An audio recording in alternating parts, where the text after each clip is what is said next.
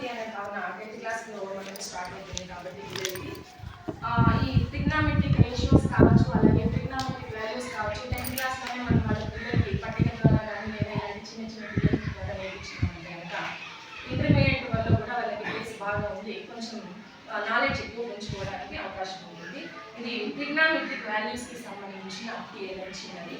So ఇక్కడ మనము ఇన్నర్గా values రాసాం, అలాగే ఇక్కడ సైన్ ఫస్ట్ తీసుకుంటున్నాను నేను, sine theta values. So first వచ్చేసి angle 0 degrees, 30 degrees, 45 degrees, 60 degrees and 90 degrees. So ఇక్కడ ట్రిగ్నామెట్రిక్ వాల్యూస్ చూద్దామండి. Sine 0 is 0, sine 30 is 1/2, sine 45 is 1/2, sine 60 is √3/2, sine 90 is 1. So ఇలాగా ప్రతి ఒక్కదానికి 6 ట్రిగ్నామెట్రిక్ రేషియోస్ ఉన్నాయి కాబట్టి మనకు ప్రతి ఒక్కదానికి కూడా ఇలా వాల్యూస్ రాయడం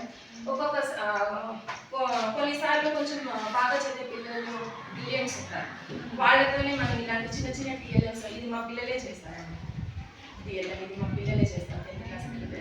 సో ఇలాంటి టీఎల్ఎమ్స్ మనం వాళ్ళతో చేయించడం వల్ల కూడా వాళ్ళు ఇంకా కొంచెం బాగా నేర్చుకోవడానికి అవకాశం ఉంటుంది.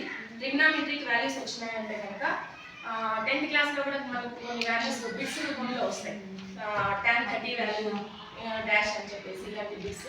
తర్వాత ఇంటర్మీడియట్లో కూడా ఇవన్నీ వాల్యూస్ నేర్చుకున్నారంటే ట్రిగ్నామెట్రీ ఒక పార్ట్ ఉంటుంది కాబట్టి ఇక్కడ నుంచే వాళ్ళు వాల్యూస్ నేర్చుకోవడం, ట్రిగ్నామెట్రీకి సంబంధించిన కొన్ని చిన్న చిన్న ఫార్ములాస్ నేర్చుకోవడం ద్వారా సో ఇంటర్మీడియట్ తర్వాత వాళ్ళ భవిష్యత్తు బాగుంటుంది. So this is the trigonometric values చిన్న పిల్లలు.